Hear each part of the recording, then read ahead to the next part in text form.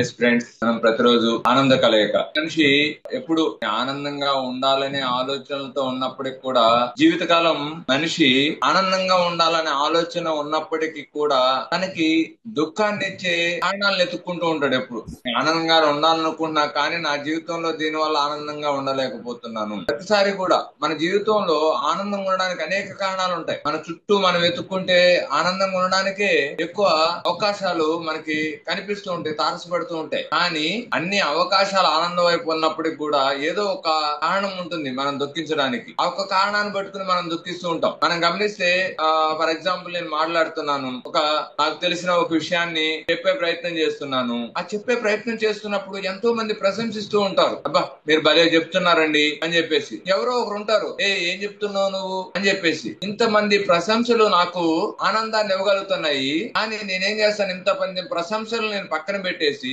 ఎవరైతే ఒక్కడు అరే నేను అవగాహన పరుచుకోలేకపోయారో వాళ్ళ గురించి నేను నా మనసు సివుక్కుమంటది. అరే అదేంది, నేను ఇంత బాగా మాట్లాడుతున్నా కదా, ఆ వ్యక్తిని ఇలా మాట్లాడాడు అని చెప్పేసి ఆ విషయం, ఆ సందర్భం నాకు బాధను కలిగిస్తుంది. నాకు పక్కన 100 మంది ప్రశంసలు అందుతున్నాయి. నాకు ఆ 100 మంది ప్రశంసలు నాకు ఆనందాన్ని కలిగించలేకపోయింది, కానీ ఒకరి విమర్శ అనేది నాకు దుఃఖం వైపు తీసుకెళ్ళింది. అంటే చూడండి, మనకి ఆనందమే కావాలనుకుంటున్నాము, కానీ దుఃఖపడడానికి కారణాలు ఎత్తుక్కుంటూ ఉన్నాము. ఏదైతే దుఃఖానికి కారణం అవుతుందో, ఏదైతే మనం దుఃఖం వైపు తీసుకెళ్తుందో దాన్ని పట్టుకుని మనం అరే నన్ను ఎందుకు ఇలా విమర్శించారు, నేను బాగానే మాట్లాడుతున్నాను కదా, నాకేమి సరిగా మాట్లాడడం రాదా, అట్లా అన్నారు, ఎందుకో నేనేమైనా సరిగా మాట్లాడలేనేమో అని చెప్పేసి మనల్ని మనం తక్కువ చేసుకోవడం ప్రారంభిస్తాము. కాబట్టి మై డియర్ ఫ్రెండ్స్, మనం ఎప్పుడు కూడా మనకి ఏది కావాలనుకుంటున్నామో దానికి కారణాలు ఎత్తుక్కోవాలి.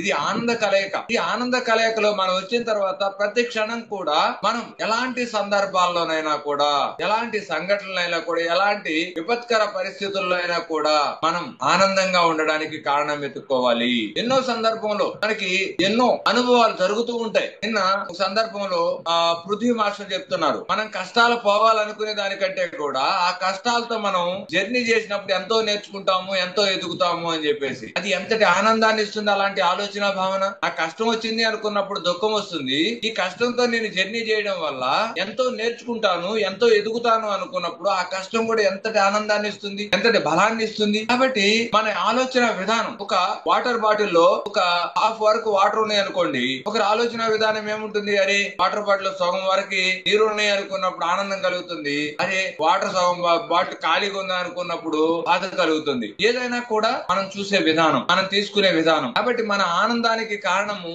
మన దగ్గర ఉన్నాయో లేకపోతే మన దగ్గర లేనియో కారణం కాదు, మనం చూసే విధానం, మనం తీసుకునే విధానమే కారణం. మన ఆనందానికి మన ఆలోచనే కారణం. కాబట్టి మై డియర్ ఫ్రెండ్స్, మనం ఇక్కడ తెలుసుకోవాల్సిన విషయము, గుర్తించవలసిన విషయము, మనం అవగాహన పరచుకోవాల్సిన విషయము ఒకే ఒకటి, మనం ఆనందంగా ఉండాలి అంటే దానికి ఏ కారణాలు వెతుక్కోవాల్సిన అవసరం లేదు. అవ్వడానికి కారణాలు ఎందుకు, నవ్వించడానికి కారణాలు ఎందుకు, ఆనందంగా జీవించడానికి కారణాలు ఎందుకు, మనకు అదే కదా కావాల్సింది. మనం ఆనందంగా ఉండాలనుకుంటున్నాం అంతే, అదొక్కటి చాలు, దానికి ఏమి కారణాలు అవసరం లేదు. ఎప్పుడైతే ఇలాంటి అవగాహన కలుగుతుందో మనం ఆనందంలోకి వస్తాము. మనం ఎక్కడైతే ఆనందంలోకి వస్తామో మన ఆలోచన విధానం మొత్తం మారిపోతుంది. ఎక్కడైతే ఆలోచన విధానం మారుతుందో అక్కడ జీవితం మారిపోతుంది. కాబట్టి మై డియర్ ఫ్రెండ్స్, మన జీవితం అద్భుతంగా తయారవ్వాలంటే, మన జీవితము యోగత్వంలోకి రావాలి అంటే మనము ఆనందంగా ఉండాలని ఒక నిర్ణయం తీసుకోవాలి. నువ్వు ఆనందంగా ఉన్నంత వరకు నువ్వు దుఃఖిస్తూనో చింతిస్తూనో రకరకాలుగా నువ్వు చెలించిపోతూ ఉంటే నీకు నీ ఆలోచన విధానం మారదు, ఎప్పటికీ మారదు. నువ్వు ఆనందంగా ఉంటే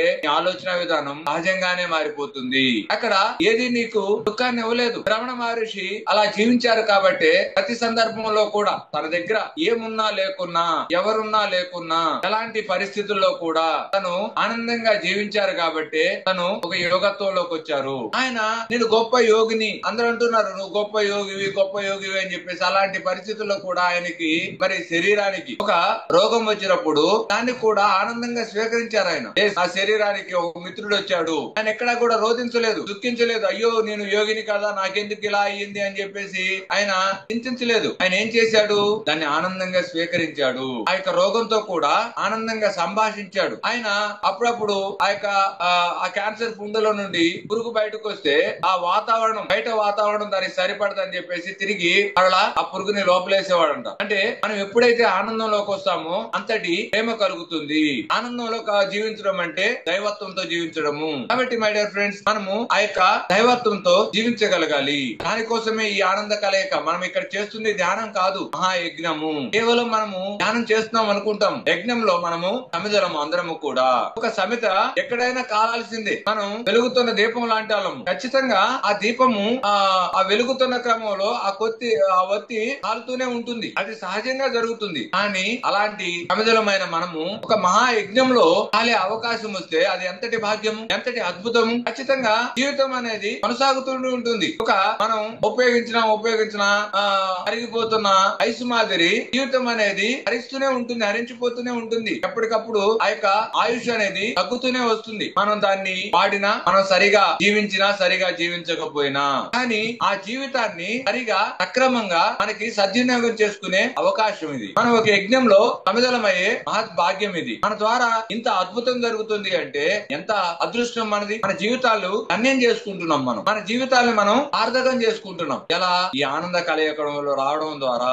ఈ ఆనంద కలయికలో రావడం ద్వారా ఏమైంది? మనం ఎప్పుడైతే ఆనందంగా జీవించడం మొదలు పెట్టామో, నవ్వుతూ జీవించడం మొదలు పెట్టామో, మన ఆలోచన విధానం మారిపోయింది. మన ప్రతి ఆలోచన అద్భుతంగా ఉంటుంది. అద్భుతంగా ఆలోచించడం మొదలు పెడుతున్నాం. అందరూ బాగుండాలి. ఇప్పుడు లక్ష్మణ్ చెప్తున్నారు, మనము అందరికి కనిపెట్టే వాళ్ళకల్లా ధ్యానం చెప్పాలనిపిస్తుంది. నేను ఎవరికో నిన్న ధ్యానం చెప్పాను, ఆమె మానసిక పరిస్థితి బాగాలేదు, కొద్దిగా కష్టంగా ఉన్నారు, కాబట్టి ఆవిడ చేత ధ్యానం చేయించాలి అని. ఎందుకు?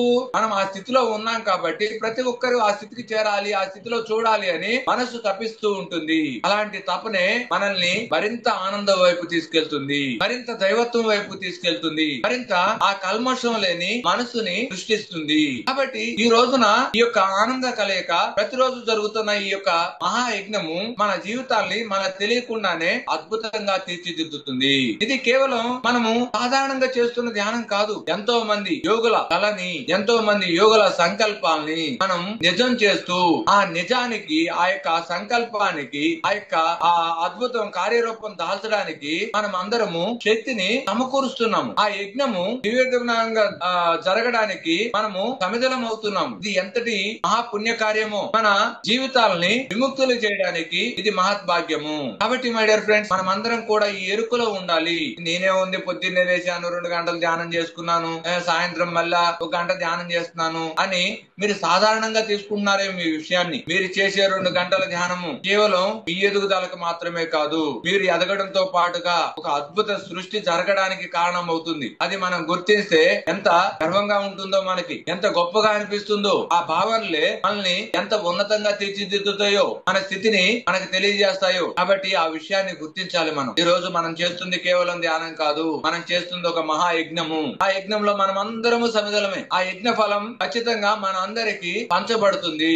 ఆ యజ్ఞ ఫలం మన అందరినీ సుభిక్షంగా తయారు చేస్తుంది. మనం ఆ యజ్ఞంలో ఇప్పుడు మనం ఒక శక్తిని ఇస్తున్నాము, ఒక సంపదను ఇస్తున్నాము, ఒక సమయాన్ని ఇస్తున్నాము. అది మనకి అవకాశం రావడం గొప్ప విషయం కాదు. అవకాశం ఎంతో మందికి వస్తుంది, కోకొల్లల మందికి అవకాశం వస్తుంది. కానీ అవకాశాన్ని అర్థం చేసుకుని, దాన్ని అవగాహన పరుచుకుని, దాన్ని సద్వినియోగపరుచుకునే వాళ్ళు కొంతమంది మాత్రమే. ఆ కొంతమందిలో మనం ఉన్నందుకు నిజంగా మనం ఎంత ఆనందించాలో, అంతకు మించిన ఆనందం ఏం కావాలి మనకి? ఇంకా మన జీవితంలో దుఃఖానికి తావే లేదు, దుఃఖించడానికి అవకాశమే లేదు. ఎందుకంటే మనం చేస్తున్న కార్యం అలాంటిది. పైనుండి ఆ దేవతలందరూ మన మీద ఆ పూలు చల్లుతున్నారు. ఓ అద్భుతం, ఎంత అద్భుతం చేస్తున్నారు మీరు, వండర్ఫుల్. దీనికోసం కదా మీరు భూమి మీదకి వెళ్ళింది. మీ కర్తవ్యాన్ని మీరు గుర్తించి మీరు నిర్వర్తించడం అనేది ఎంత గొప్ప విషయం. ఈ భూమి మీద అందరూ కూడా మాయలో పడి కొట్టుకుపోతూ ఉంటారు. ఆ యముడు వచ్చేంత వరకు కూడా మాయ వేరు. ఈ భూమి మీద మాయలోనే ఉంటాం. ఆ నలుగురు సినిమాలు చూస్తే ఒక సందర్భం ఉంటుంది. రాజేంద్ర ప్రసాద్ అనే క్యారెక్టర్ శరీరాన్ని వదిలిపెట్టిన తర్వాత ఒక యమబంటులు ఇద్దరు వస్తారు. పద, నువ్వు ఇంకా అయిపోయింది, నువ్వు నరకానికి పద అంటే, లేదు నా భార్య, నా పిల్లలు అగో ఏడుస్తున్నారు చూడు, నేను చచ్చిపోలేదు, అవి నా శరీరం ఆడే ఉంది అని చెప్పేసి ఆ మాయలో ఉన్నంతసేపు పక్కనున్న ఇద్దరు ఎలా యమబంటుల్లా కనపడతారు. ఎప్పుడైతే నేను చనిపోయాను, నేను ఈ శరీరాన్ని వదిలిపెట్టాను, వాళ్ళు నా భార్య కాదు, వాళ్ళు నా పిల్లలు కాదు, ఇదంతా ఒక జగన్నాటకము అనే విషయం ఎప్పుడైతే ఆ రాజేంద్ర ప్రసాద్ అనే క్యారెక్టర్ కి అవగాహన పడుతుందో, పక్కన ఆటోమేటిక్ ఇద్దరు ఏమబట్టులు దేవదూతల్లాగా మారిపోతారు. అంటే చూడండి, జస్ట్ ఒక ఆలోచన సరిగా లేనంత వరకు వాళ్లే రాక్షసుల్లా కనబడ్డారు. ఆలోచన ఎప్పుడైతే సరి అయిందో వాళ్లే దేవదూతలయ్యారు. కాబట్టి ఆలోచనే అంతటికి ఆలోచనే కారణము. కాబట్టి ఇక్కడ ఆ మాయలో అంతా, ఈ భూమి మీద అంతా కూడా ఆ మాయలో జీవిస్తుంటారు. నేను నేను నేను నేను ఇది నాది, అది నాది, ఇదంతా నాదే, నేనే భోగేసుకోవాలి, నేనే కూడగట్టేసుకోవాలి అని చెప్పేసి ఆ నేను అనే మాయలోనే ఈ జీవితం అంతా హరించిపోతూ ఉంటుంది. అలాంటి మాయా ప్రపంచంలో మనం మాయ తొలగించుకుని మరి ఇంత అద్భుతంగా నేను అనే దాని నుండి బయటకు వచ్చి ఈ ఆనంద కలయికలో అద్భుతంగా జీవిస్తున్నాము అంటే మనం ఎంత యోగత్వంలో ఉన్నామో ఆ ముక్కోటి దేవతలు హర్షించేలాగా మన జీవితాలు ఉన్నాయి మై డియర్ ఫ్రెండ్స్. ఆ ముక్కోటి దేవతలు మనల్ని అందరినీ బ్లెస్ చేస్తున్నారు. మీకులాగా కదా భూమి మీద జీవించవలసింది, మీకులాగా కదా మీ భూమి మీద అద్భుతాలు చేయవలసింది, మీరు మాకు నిజమైన వారసులు అని చెప్పేసి వారు సంబరపడిపోతున్నారు మనల్ని చూసి, మన ఆనందాన్ని చూసి, ఈ ఆనంద కలయికను చూసి. ఈ ఆనంద కలయికలో ఉన్న ప్రతి ఒక్క యోగికి నేను శిరస్సు వంచి ప్రణామాలు చేస్తున్నాను my dear friend. Thank you very much.